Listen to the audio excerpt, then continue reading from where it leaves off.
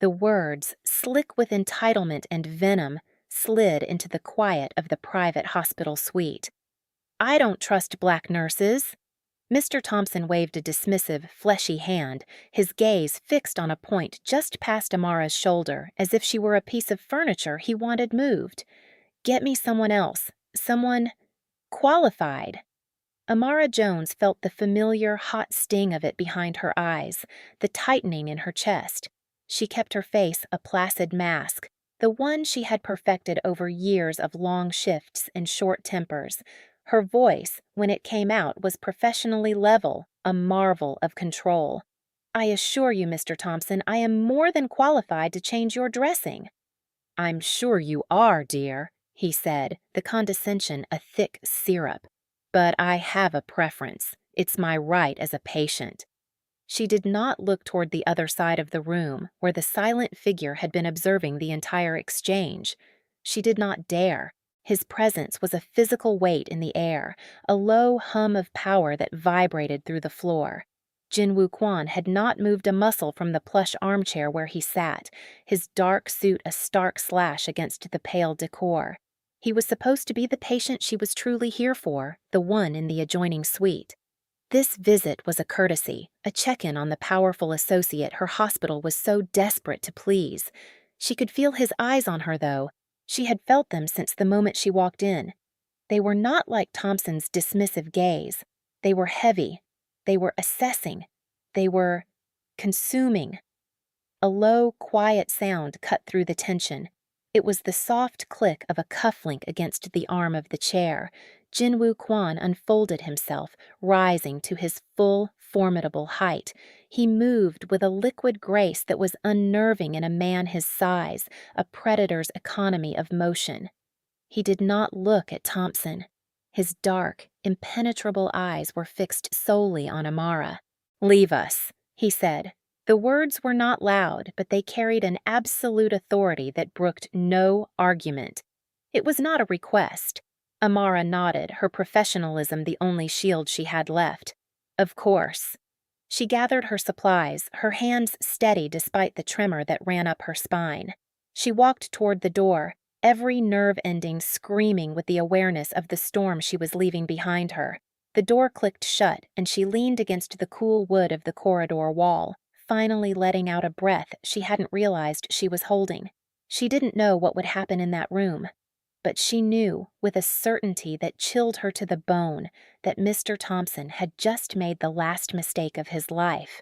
3 weeks earlier, Amara's world had been defined by the relentless rhythm of beeping machines and the squeak of rubber-soled shoes on linoleum. Her life was a carefully balanced equation of 12-hour shifts, lukewarm coffee, and the ever-present weight of student loan debt that felt like a second shadow. She lived in a tiny apartment in a less-than-glamorous part of the city with her best friend, Chloe, a place filled with mismatched furniture and the constant, comforting scent of instant noodles. It was a life built on resilience, a testament to her refusal to buckle under the pressure. She was tired, yes, always tired, but she was a good nurse. It was the one, solid truth she clung to. Jinwoo Kwon's world was one of suffocating silence and unspoken threats.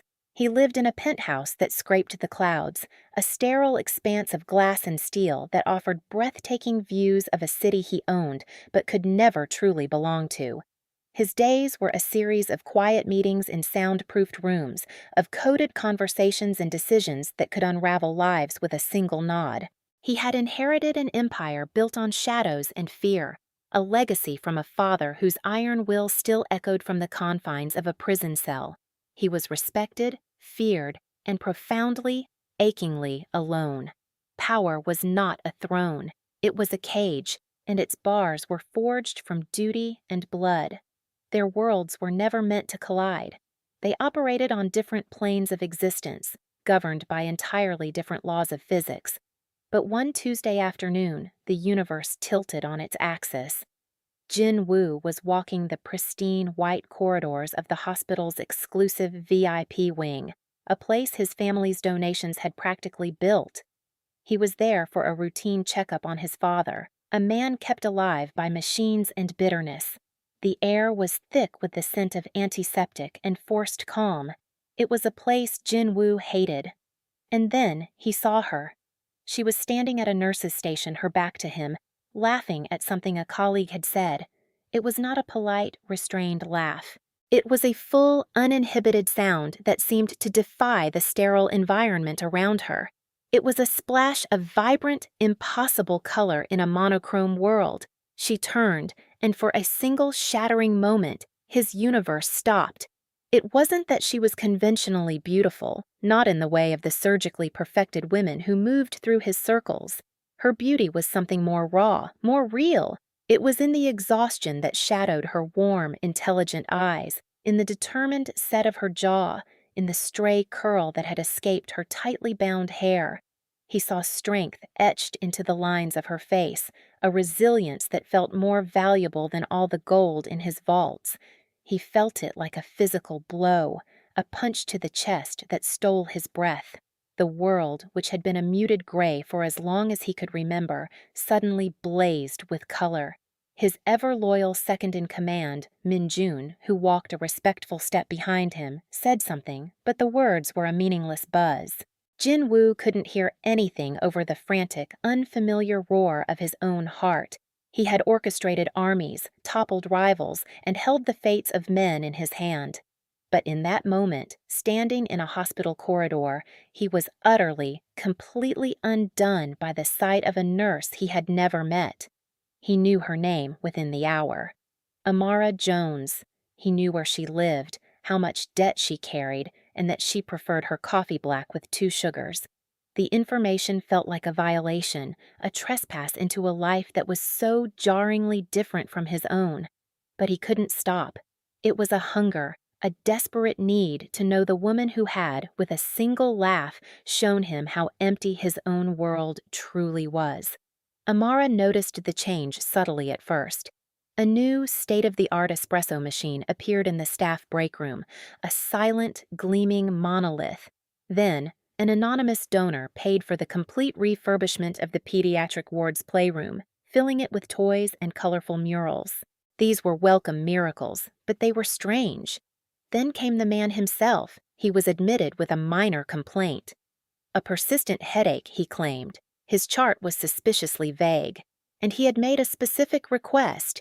He wanted her. Nurse Amara Jones.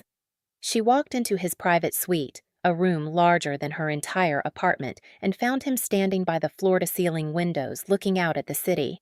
He turned, and the intensity of his gaze made her take an involuntary step back. It was the man from the hallway. "Mr. Kwan," she said, her voice betraying none of the sudden flutter in her stomach. "I'm Amara. I'll be your nurse today." "I know," he said, his voice a low, smooth baritone. The words hung in the air. "I know." It wasn't a confirmation. It was a statement of fact, and it sent a shiver down her spine. He was devastatingly handsome, in a severe, almost dangerous way. His black hair was impeccably styled. His bespoke suit hung on him perfectly, and a heavy, expensive watch gleamed on his wrist, just covering the edge of what looked like the tail of a dragon tattoo. He didn't look sick. He looked like a panther that had somehow found its way into a sterile cage.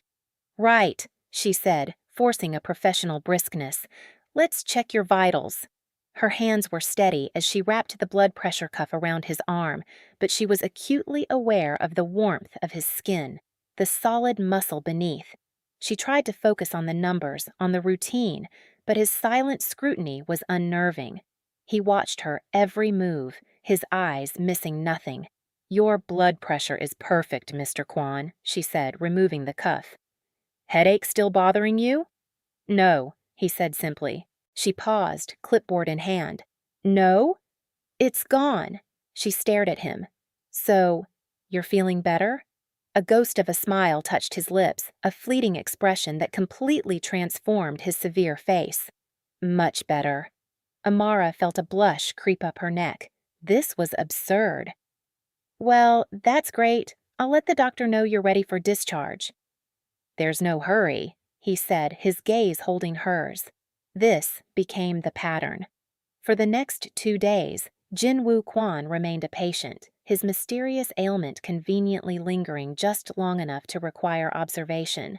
He was polite, quiet, and demanded nothing except her presence. He would ask her questions about her day, about the hospital, about the city.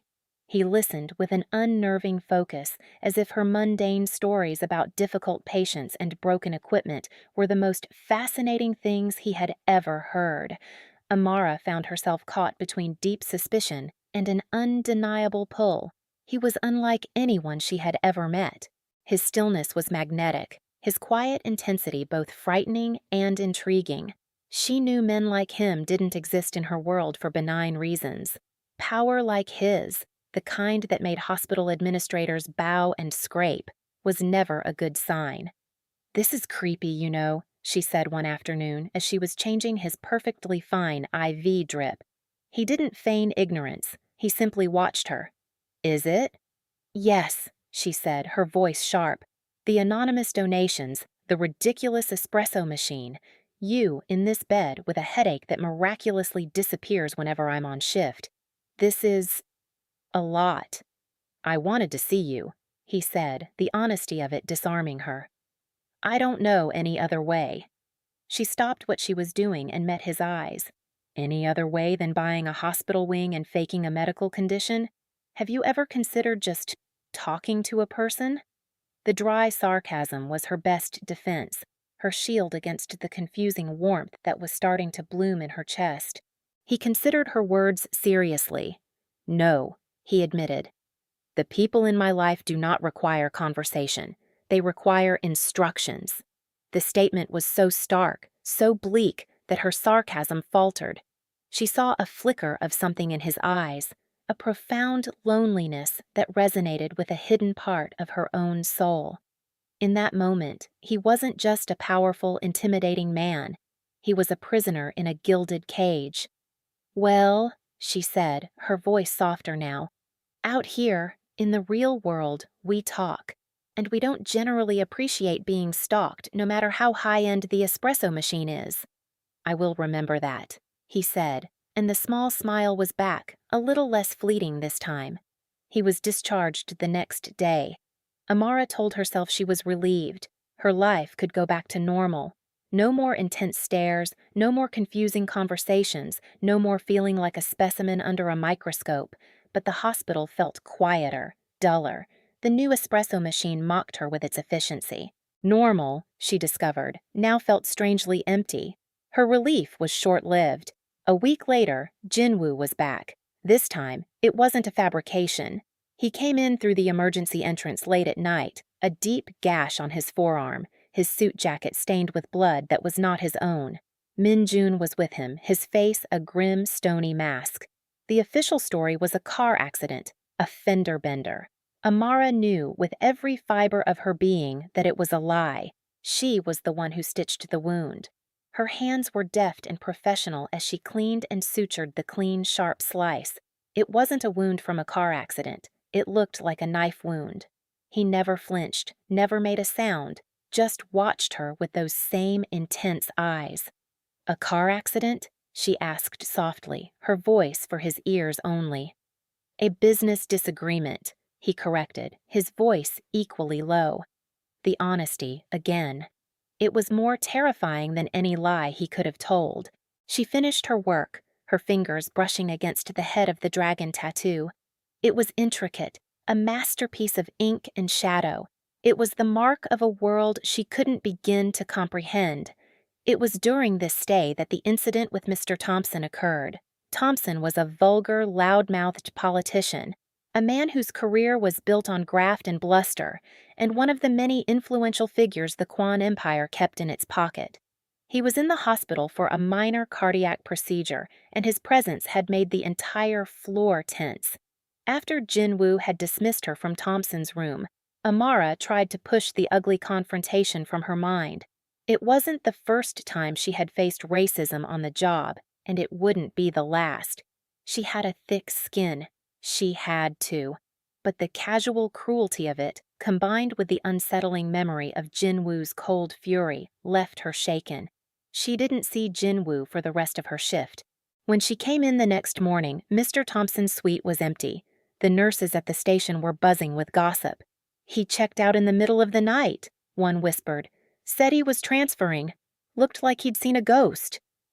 I heard his biggest financial backer just pulled out, another added. Something about a scandal about to break.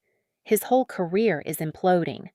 Amara felt a cold dread mix with a strange, unwelcome flicker of vindication. She knew it was Jin Woo. He hadn't raised his voice, he hadn't laid a hand on the man, but he had dismantled his life with the quiet precision of a surgeon. The power she had sensed in him was not just wealth or influence. It was something far more absolute, far more dangerous. She found him later that day, standing on the private balcony of his suite. The wind tugged at his dark hair, but he seemed as immovable as the steel and glass tower he was in. "He's gone," she said. It wasn't a question. Jin Woo turned to face her. His expression was unreadable. His level of care was found to be insufficient. "You destroyed him," she said, her voice trembling slightly, "because of what he said to me."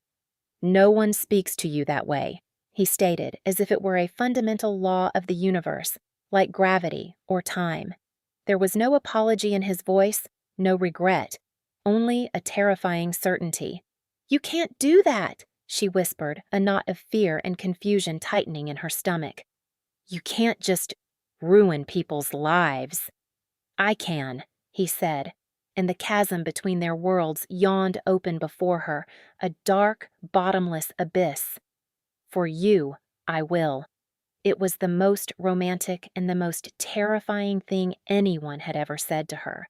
A part of her, the part that had been fighting and scraping for every scrap of respect her entire life, felt a fierce, primal thrill. He had defended her. He had avenged her. But the other part, the part that was a healer, the part that believed in order and morality, was horrified. Their relationship deepened in the weeks that followed, teetering on that knife's edge between fascination and fear. He courted her with a singular, focused intensity. There were no more grand, anonymous gestures. Instead, it was personal. He would have dinner from her favorite, humble Thai restaurant delivered to the hospital when she worked a double shift. He learned the name of her friend Chloe and sent a first-edition copy of her favorite author's book to their apartment. He never pushed, never demanded. He simply made his presence in her life a quiet, constant fact. He showed her a side of himself that she suspected no one else ever saw. He told her about his mother, a musician who had died when he was young, the only source of softness in his rigid childhood. He spoke of the crushing weight of his father's expectations, the legacy he felt chained to. In these moments, the formidable kingpin vanished, replaced by a man who was profoundly lonely, starved for a connection he didn't know how to build. Amara found herself falling. She fought it, she rationalized it, she warned herself against it. Chloe, ever the pragmatist, was blunt. "He's gorgeous, he's rich, and he's obsessed with you, honey. I get it, but he gives off major 'I have a dungeon in my basement' vibes. Be careful." Her mother, in their weekly phone calls, was even more direct. "Amara, a man like that, they don't bring peace. They bring trouble. You stay away from him. You've worked too hard to get dragged into something you can't get out of." She knew they were right, but when she was with Jin Woo, their warnings faded into a distant hum. With him, she felt seen. She felt safe, which was the most dangerous irony of all. He made her feel protected in a way that was intoxicating, even as she knew the protection came from a place of darkness. The illusion of safety shattered one rainy Thursday night. She had just finished her shift and was walking to the bus stop, exhausted. A sleek, black car pulled up beside her, its movements silent and predatory. It wasn't one of Jin Woo's cars.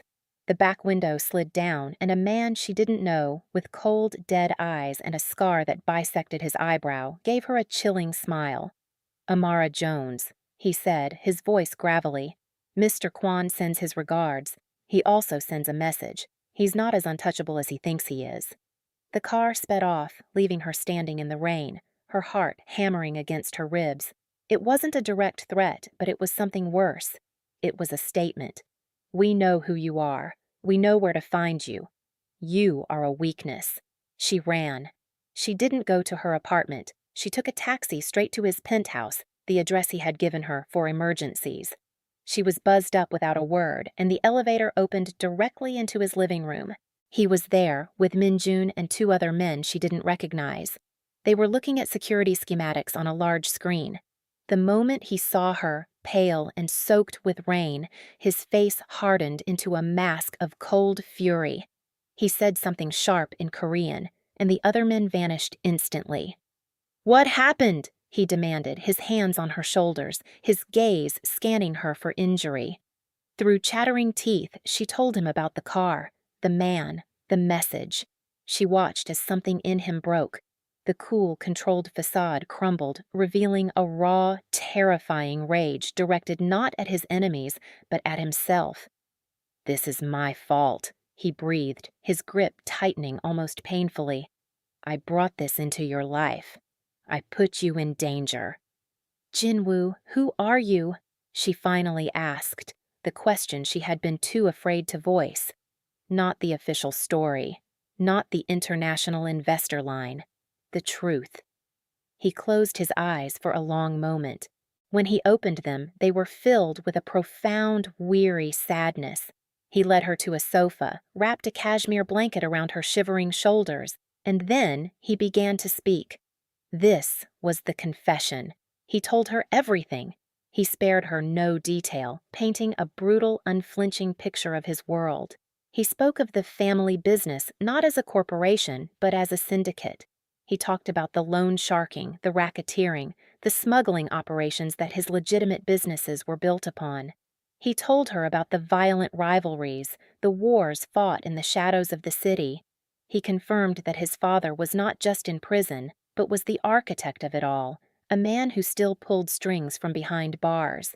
He told her what he had really done to Mr. Thompson, not just financial ruin, but a threat against his family so absolute that the man had fled the country in terror. He laid the darkness of his life at her feet, a terrible, blood-soaked offering. "I inherited this," he finished, his voice raw. "I never wanted it, but it is mine. It is what I am." Amara listened, the blanket clutched in her fists. The room was silent, save for the sound of the rain lashing against the windows. Every word he spoke was a brick in the wall rising between them. She loved this man. She saw the good in him, the reluctant king trapped on a violent throne. But his world was a nightmare. It was a place where people were disagreements, where lives were dismantled as a matter of course, where her own life was now a bargaining chip. Her principles, the very core of who she was, screamed in protest. She was a healer. Her life was dedicated to mending, to saving, to easing pain. His was built on breaking, on taking, on inflicting it. "I can protect you," he said, his voice desperate. He reached for her, but she flinched away. The small movement was like a physical blow to him. "Amara, I would burn this city to the ground to keep you safe." Tears streamed down her face, mixing with the rain in her hair. "That's the problem, Jinwoo," she whispered, her heart breaking with every word. "I don't want the city to burn. I can't live in a world of fire and ash. I can't be with a man who creates it." This was the goodbye. It was a quiet, agonizing tearing of two souls that had just found each other. He didn't argue. He didn't try to persuade her. He simply sat there, his face a mask of utter devastation, and watched her walk away. He had given her the truth, and the truth had set her free from him. As the elevator doors slid shut, she saw him, a solitary, powerful figure completely dwarfed by the emptiness of his magnificent home. He had never looked more alone. The days that followed were shades of gray. Amara went through the motions of her life, a ghost haunting the edges of her own existence. She went to work, she paid her bills, she ate dinner with Chloe and pretended to listen to her stories. But the color had bled from her world, leaving behind a dull, aching emptiness. The grind of her life, which she had once worn as a badge of honor, now just felt like a grind. It was safe, it was principled, and it was miserable. She would catch herself looking for sleek, dark cars in the street, her heart leaping with a sickening mix of terror and hope. Every time the hospital admitted a wealthy, powerful man, a part of her prayed it wasn't him, while another, traitorous part wished it was, just to see him again. The safety she had chosen felt like a punishment. She had run from his darkness, only to find herself lost in a colorless twilight of her own making. She followed the news with a morbid fascination. There were reports of an escalating gang war in the city's underworld. A rival family, the Choi, were making a power play. There were stories of violence, of disappearances. Every headline was a fresh wave of fear for her. She pictured Jinwoo in the middle of it, and her hands would start to shake. She had walked away to preserve her soul, but she had left her heart behind in his dangerous world. For Jinwoo, Amara's absence was a void that consumed everything. He threw himself into the war with the Choi with a cold, terrifying brutality that unnerved even Min-jun. He was merciless, efficient, and utterly reckless.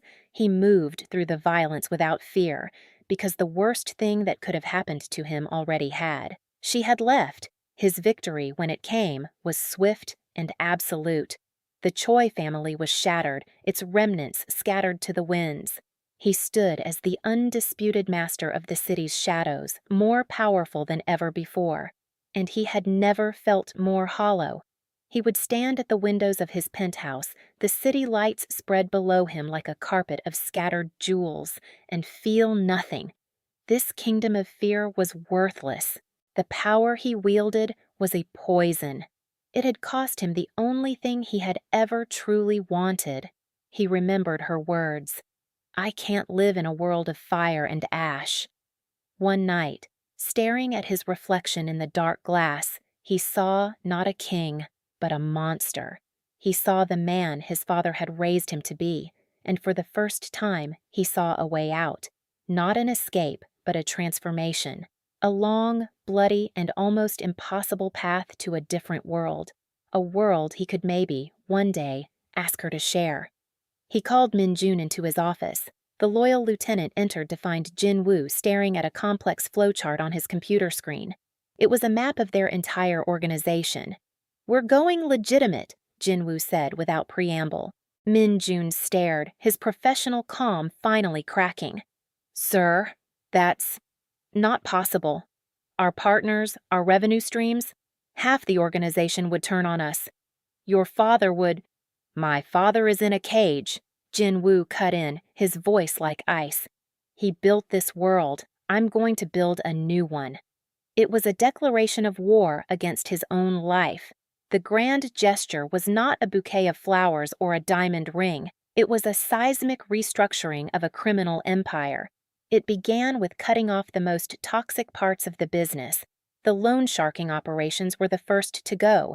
He sold the debt to a collections agency for pennies on the dollar, enraging the brutal enforcers who had built their lives on it. He shut down the smuggling routes, severing ties with international cartels who did not take kindly to broken agreements.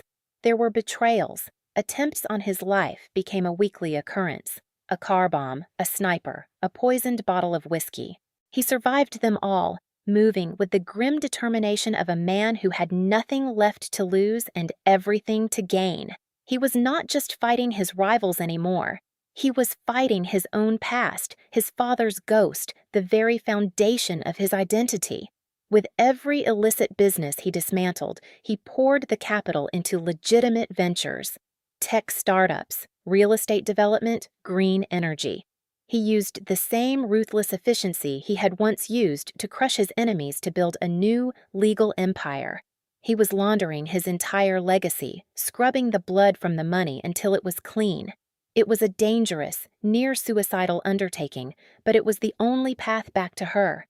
6 months after she had walked away, Amara received a plain manila envelope at her apartment. There were no return addresses. Inside was not a letter, but a stack of documents. News clippings about the dissolution of known criminal enterprises. Financial reports detailing massive investments in legitimate industries. And a deed. It was for a new nonprofit pediatric care foundation, established with an endowment so large it made her dizzy. The foundation's name was the Amara Project. Her hands trembled as she held the papers. This was his proof. This was his change. He wasn't asking her to step into his world of darkness. He was burning it down and building a new one from the ashes, a world of light. At the bottom of the stack was a single sheet of paper with a handwritten address and a time. Tomorrow, 3 p.m. She went. The address was a public park, one she had told him once was her favorite place in the city, a small oasis of green amidst the concrete. She saw him from a distance, standing by the edge of a small pond, feeding the ducks. He wasn't wearing one of his immaculate suits. He was in simple dark jeans and a gray sweater. He looked younger, less burdened. The weight of his crown was gone, replaced by a quiet, hopeful resolve. She walked toward him, her heart a frantic drum against her ribs. He turned as she approached, and his breath hitched. The carefully constructed calm on his face wavered, revealing the raw, desperate hope beneath. "You came," he said, his voice thick with emotion. "You're dismantling an empire," she replied, her own voice unsteady. "It's a bit hard to ignore." "It's not clean yet," he said, taking a hesitant step closer. "It won't be for a long time. There are still shadows. There will always be shadows. But I'm walking toward the light. I don't know if I'll ever get there, but I have to try." He looked at her, his dark eyes pleading, vulnerable in a way she had never seen. "I'm doing it for you, Amara, but I need you to be my reason to make it all the way." The carefully built walls around her heart crumbled into dust. The logic, the fear, the principles, they all faded away, replaced by the one simple, undeniable truth. She loved this man, the man he was, and the man he was fighting so hard to become. She closed the distance between them, her hands coming up to cup his face. He felt real, solid, warm beneath her touch.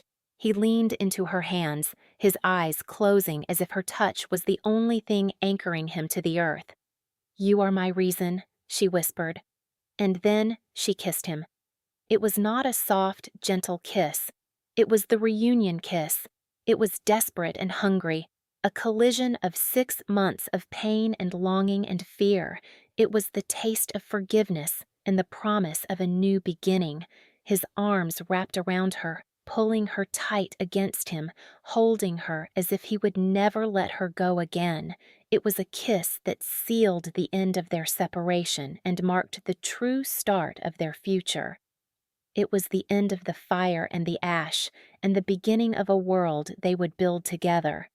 2 years later, Amara stood on a brightly lit stage, the applause a warm wave washing over her. She adjusted the microphone, a confident smile on her face. Behind her, a large banner read, "The Amara Project Pediatric Wing Grand Opening." She looked out at the crowd of doctors, nurses, donors, and families, and her eyes found him in the front row. Jin-Woo Kwon looked every bit the respectable philanthropist and formidable CEO he had become. His new empire, built on legitimate ground, was thriving. The shadows of his past still clung to him, a certain wariness in his eyes, the faint scar on his forearm, the dragon tattoo hidden beneath his watch, but they no longer defined him. He was a man redeemed, not by erasing his past, but by building a better future. He watched her with an expression of such profound love and pride that it took her breath away. He was still intense, still possessive, but his focus was now her shield, not her cage. Min Jun stood beside him, a rare, genuine smile on his face. When we first envisioned this wing," Amara said, her voice clear and strong, "we dreamed of a place of healing, a place of hope, a place where every child, regardless of their circumstances, could receive the best possible care." She looked directly at Jin-Woo. "That dream was made possible by the vision and generosity of one man who believes, as I do, that the best way to fight darkness is to create overwhelming light." The applause thundered again. Later, away from the crowds, he pulled her into a quiet alcove overlooking the hospital's new healing garden. "You were amazing," he said, his voice a low rumble against her ear.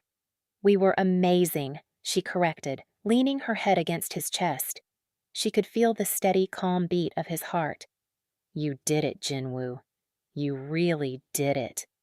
"We did it," he insisted, his hand tracing the line of her jaw. "You were my light." He kissed her then, a slow, deep kiss filled with the quiet certainty of a shared life. It was a long way from the sterile hospital room and the venom of a bitter old man.